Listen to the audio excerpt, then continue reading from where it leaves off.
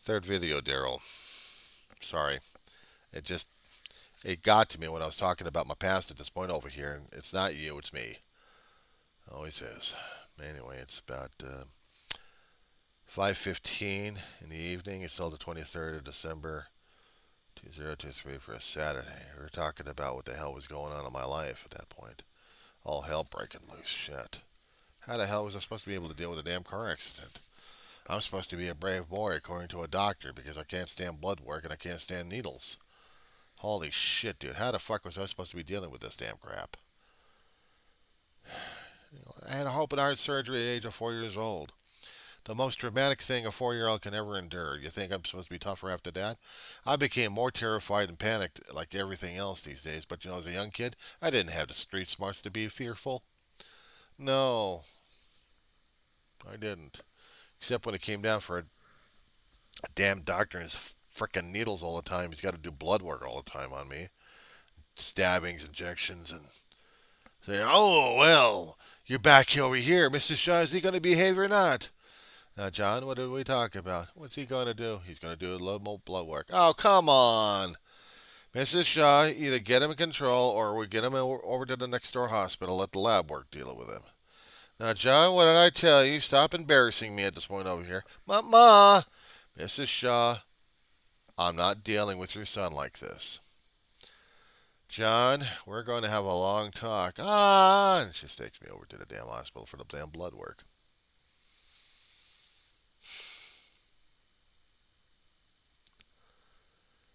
During those days as a kid, I learned how to hate my pediatrician who saved my ass. As a kid, I didn't have any understanding what the hell what shit was coming down. I did understand it, didn't care about it. I was going to get my arm stabbed one way or another and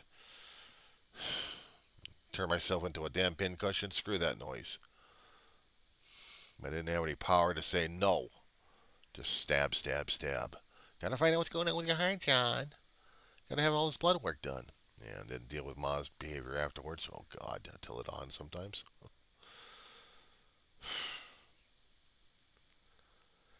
I don't know if she actually understood what kind of a fear level I was being put into. This particular kid already survived death already, and I'm supposed to be brave about that. Death changes a person altogether. Dude,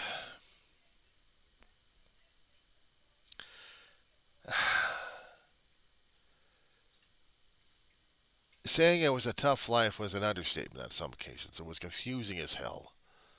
How the hell was I supposed to be brave and tough about everything else? But I tried to be that way as a young kid because I didn't know any better. Shit, smash the face of brick walls, fall out of tree houses, break an elbow in the middle of the street and still be in pain like crazy, and didn't feel the fear all that much during those days except how to deal with more and more pain.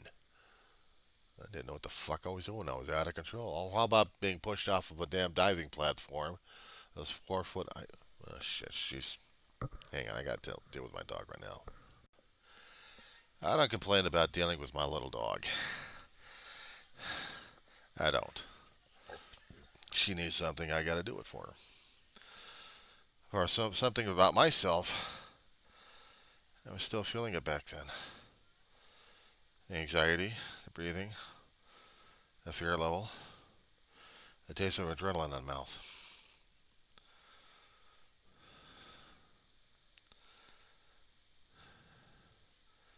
How can a 4-year-old deal with death?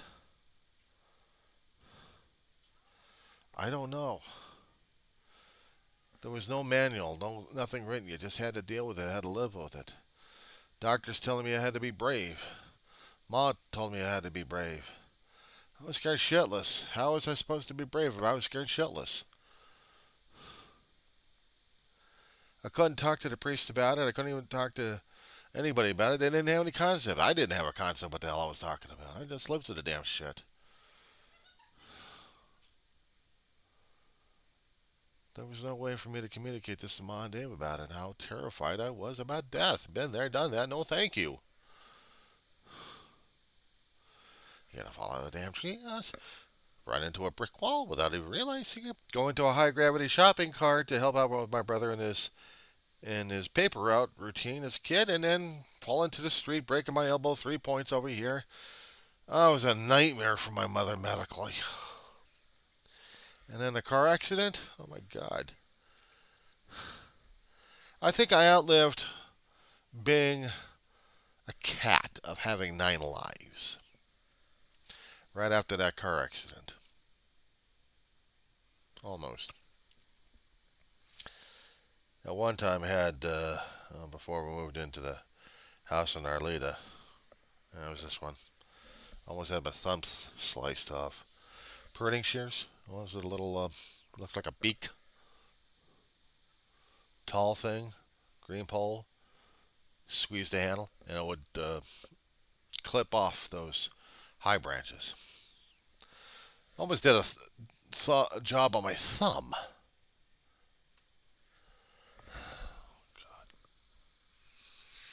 I had it bandaged up before we actually got into the car accident. It was like a few days before it happened. Oh my God, it was a nightmare to Ma. And yet I had to be brave, and I was scared shitless, but I'm doing all these kind of things. What the hell was I thinking? Maybe I was thinking self-destructiveness at this point over here. I guess maybe I was, Daryl. I mean, my God, what the hell was I thinking of myself? All this damn shit as a kid. And I didn't know what the hell was going on with me. Maybe somewhere deep inside there was a self-destructive nature in myself. Just wanted to go back upstairs. 3 times I got denied. 3 times I kept saying to me, it's not your time. Go home. Go down there. I didn't want to. I wanted to stay upstairs. Because I thought it was home. So maybe in a way I was trying to kill myself subconsciously. I mean, it is a theory of sorts. And these days I get more and more scared of it. More of my family's already gone. A lot of my family's gone.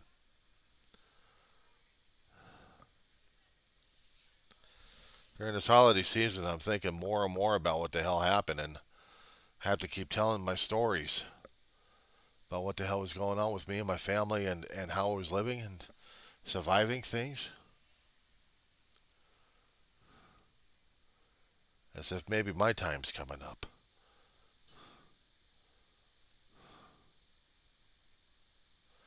There's not this mad rush of trying to collect crap around me. There's a mad rush trying to tell the crap that I've got in myself, my stories, out there.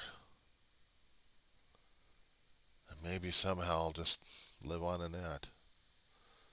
But I feel like I had to tell the stories. I had to tell something. I'm a storyteller. I have to write this shit out, or I have to tell the story, whatever it is. You know, I have to talk about it. I have to. It's important to me. That's why I had the channel in the first place. To get my life out there. Lifeboat. Hail Mary Pass. I was afraid of all my life, dude. One form or another was afraid. They say when you're angry at something, you actually are afraid of it. Fear turns outward as anger. Fear turns inward as depression is hell. I can attest to both.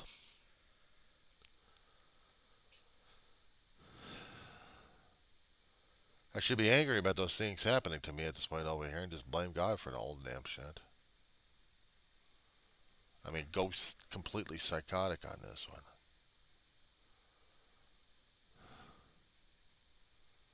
But I guess in an essence, I'm grateful for being alive. To live to tell the tales. To say what happened and to give thanks, I guess. You know what makes this holiday season harder? It's not having family around me. Able to talk with them about what the hell happened back then.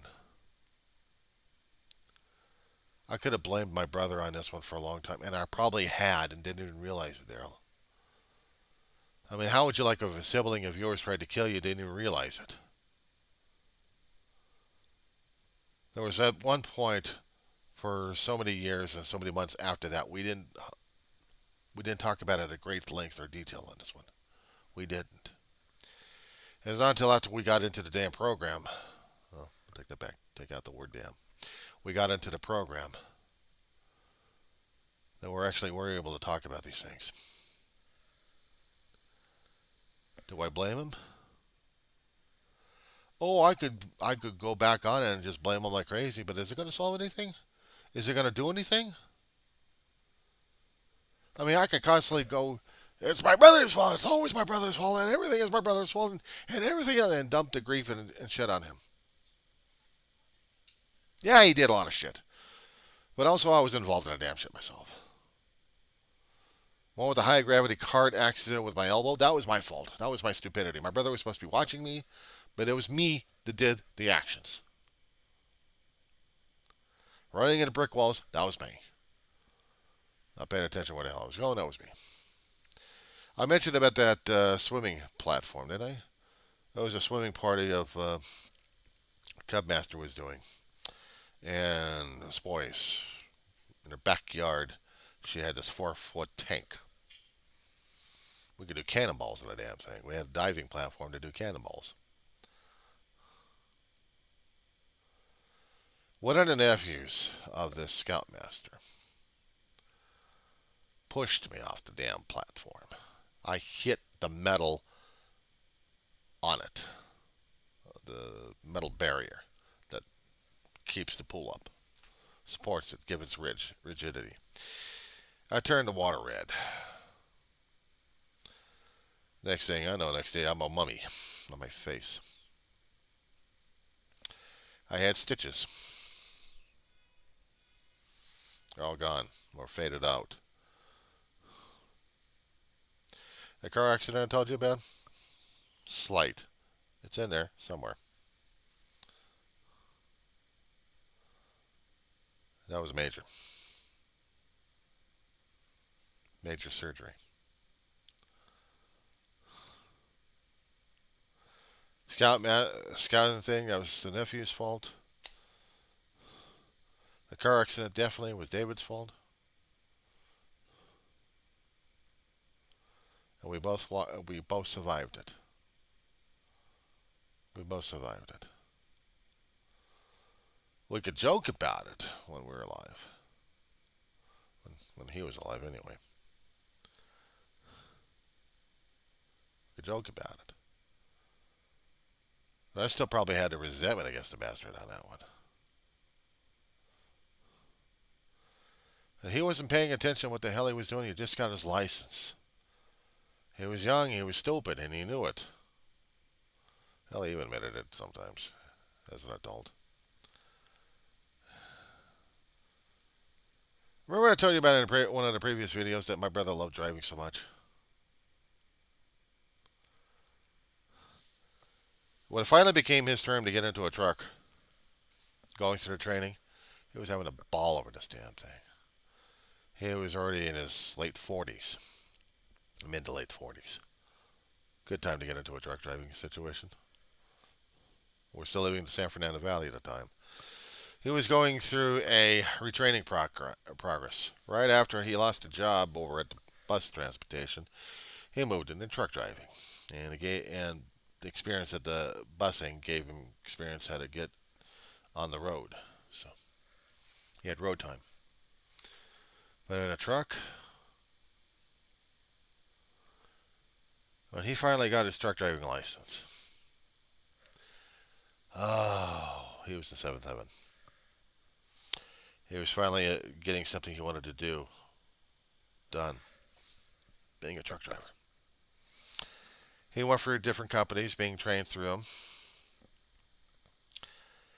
The latest company he was in, he had a heart attack.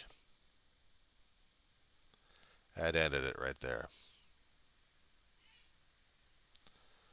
He hated that. He had to have hated that.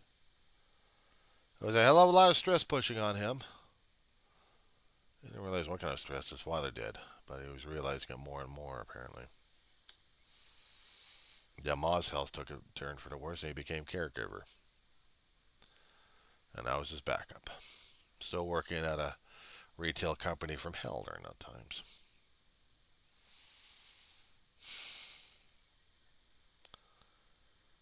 He always loved getting on the road and driving. Always wanted to talk to drivers. He looked and admired the trucks. They had to be immaculate. That was their home, and it was their business. It was their office. They had to be immaculate. We went to truck drags.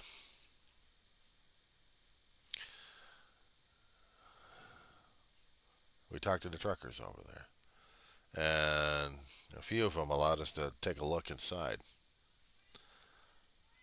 I couldn't see what my brother was watching at. I mean, it was drooling over. I saw these guys had to have a drool towel for my brother. We'd go into the viewing stands at this one particular truck drag we had out here in Antelope Valley, and he was in he was in heaven on this one, and he wanted to be back in the truck so damn bad, but his health would not permit it.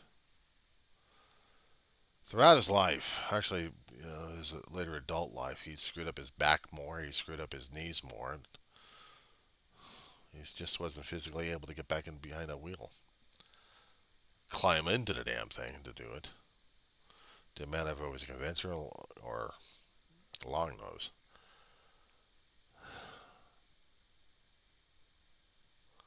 He was so enamored with trucks. He fell in love with the movies and television shows, CB language, but it was just being on the road with those guys. He kept telling me differences between the trucks by the different emblems that they had in front and also in the back and also on the mud flaps. He could tell anything and everything about the damn truck. I wasn't paying attention to him much. I wish I was. When I got to that truck drag, that was at least about 2 or 3 times in our lifetime on that one. It was out there in Pearl Blossom, Antelope Valley, southern end of it. They had the truck drags over there, and he'd see those trucks, and he'd drool like crazy. We'd stay there for 4 or 5 hours before we had to go back home till the end of the show. We had a ball. I had a ball just watching them having the ball. Me and trucks, okay, fine. He wanted me to be with him on that one. He knew I still hated driving. But me going behind the wheel of a truck, are you kidding me? No way. That's your territory, not mine, bro. Not that kid.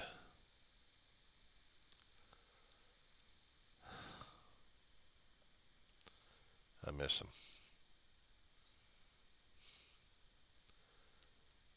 Talking about him, talking about family, it just makes this holiday even harder. The memories are good. The memories are wonderful. They're full of love. They're full of laughter sometimes. Sometimes they're a pain in the ass. And yeah, I had to have the anchor for it. But, dude, it was still my family.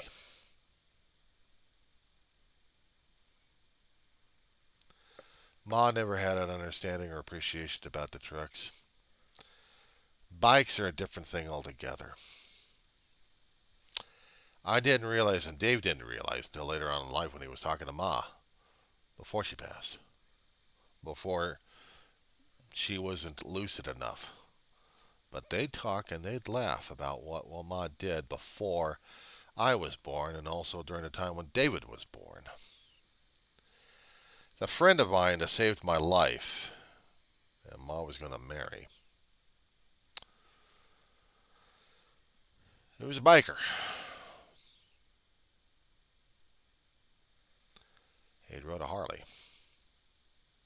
I couldn't tell you the difference between the Harleys, what type of bikes they got, classifications for the damn thing. All I know was big, and it was a monster, and it was a Harley. That's the only thing I paid attention to. Hang on a second.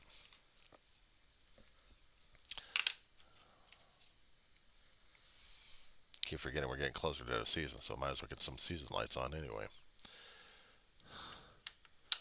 My brother fell in love with bikes as well. Not just with just bicycles themselves. We're also talking about motocross. We're also talking about Harleys as well. He didn't like the race rockets. He didn't like the Japanese brands at all. He liked American. Harley Davidson. He'd soar up and down by those guys. He was telling me at one time in his life that he was a biker.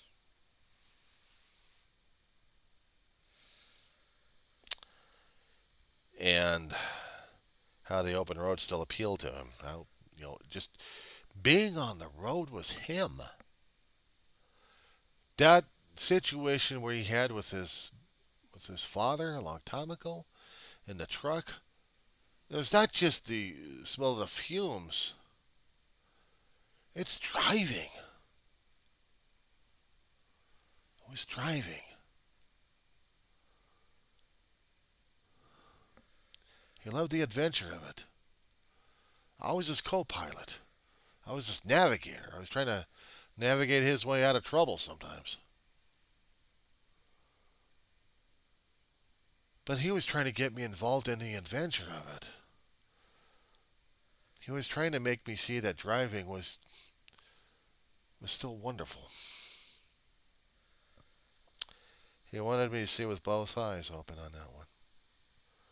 And all I kept seeing was my death. As a teenager growing up, I'd finally gotten myself on a bike. And I started understanding what riding meant during those days. You get older, you don't ride the bike as much, you put it away, and you got to deal with everything else, and it just fades away.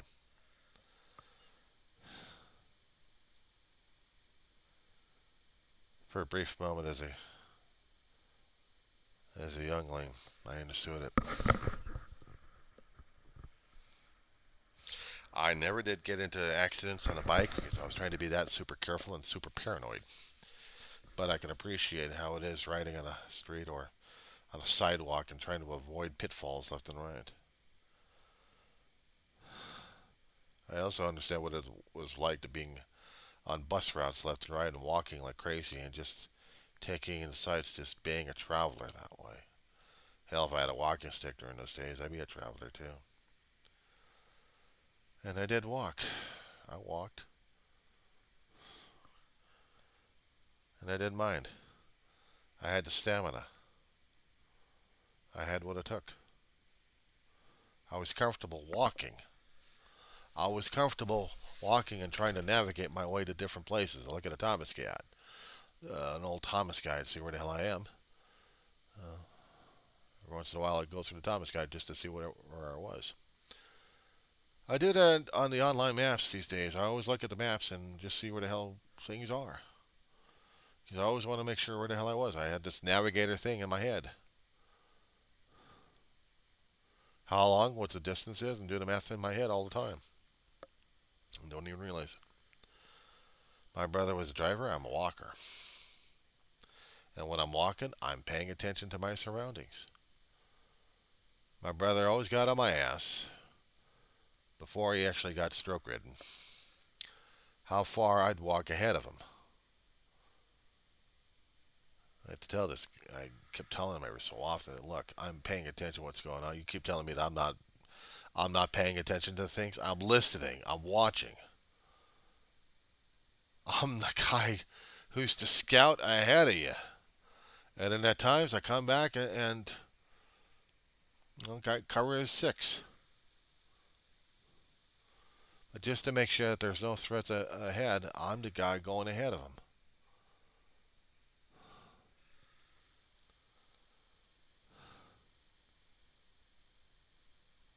I'm the guy trying to walk ahead of all this shit. And there was a lot of things I wish I could have done just to prevent it all. And I guess there's a bit of grief and there's a bit of self-blame on that one. Times I can blame myself for not taking care of him properly, or what should have been a long time ago, and I didn't. Sometimes I blamed him, but I really don't blame him. I blame me. He had, besides his own issues that drove him into the program, but when he was going through the program, he was learning how to be a different human being altogether, and that was the guy I admired and fell in love with. He was my big brother. He was the guy I'd fall off the edge of the earth with, just to save his ass.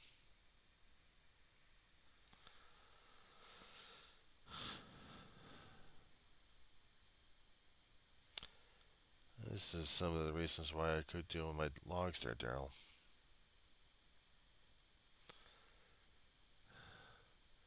My family's important. You miss that, you lose that. Dude, you know it. You know it. Talk about the good times, and sometimes you get railroaded by the damn feelings, and here comes the waterworks, and the feelings going screw you and you. That's how it is right now for me. But during this holiday season, it's supposed to be this way. Not the waterworks, but the stories, the love, the feeling, the spirit of the ones around us. The reason why I keep the decorations out a lot longer than everybody else does. Because I still want to say to the family, look, I don't care what the hell happened back then. I still miss you guys. I love you guys. Don't leave me. I probably never will. Until it's my time. And I'm not trying to rush it either. I'm not trying to rush it there, dude. But I did want to talk about these stories. I wanted to talk about some of this stuff. I wanted to get it out. A lot of things my brother did, I'd take to the grave with, but I wish some of the stuff, I really wish I could tell. I wish I could tell the family, the bloodlines, the extended families, how much they meant to me and then to my family.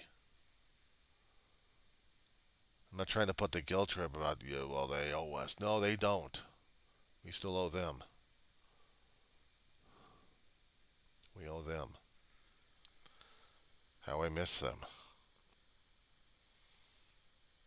I miss all of them. They lose their mother, and then the communication shuts down, and there's no way to get communications back sometimes. Or maybe I'm too damn afraid to keep picking up the phone and trying to get the number again and texting them to see what the hell is going on. And I figured if they were watching YouTube, they'd be able to figure out what the hell is going on with me and everybody else. I mean, I wish I could tell them in person. I miss them. I love them. Don't lose me. I don't want to lose you. I don't like losing family and friends. Dude, I got to say this before I head off on this one. This week, I thought I lost another budding family in this place. By miscommunications, by misunderstanding, and by things happening beyond my control, I had assumed, you heard the word, assumed, that it was my fault.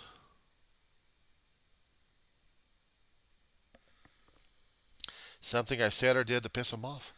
Something I said or did to upset them a great deal, and it hurt me. I was trying to be angry about it, but I couldn't. I wanted to understand what the hell happened. I tried to tell them about a certain situation over here, it didn't happen, and I jumped to conclusions. I jumped to conclusions on this. You know what kind of an idiot made me feel and look like? I'm the one that made myself look like a real jackass at this point over here, and I'm tearing myself apart over something I didn't even realize what the hell was going on.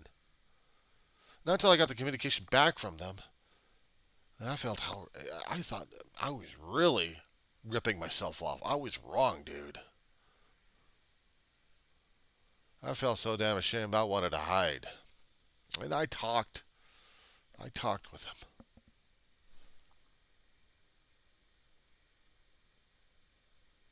I didn't lose him. My own damn head almost lost him.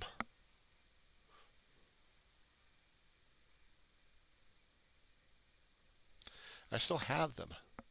They're still here. And they're still here.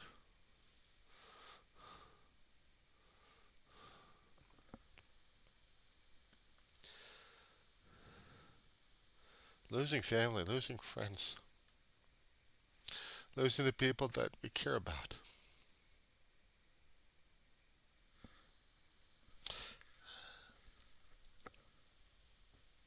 I'm sorry. Waterworks alert. We'll talk tomorrow. We'll talk tomorrow.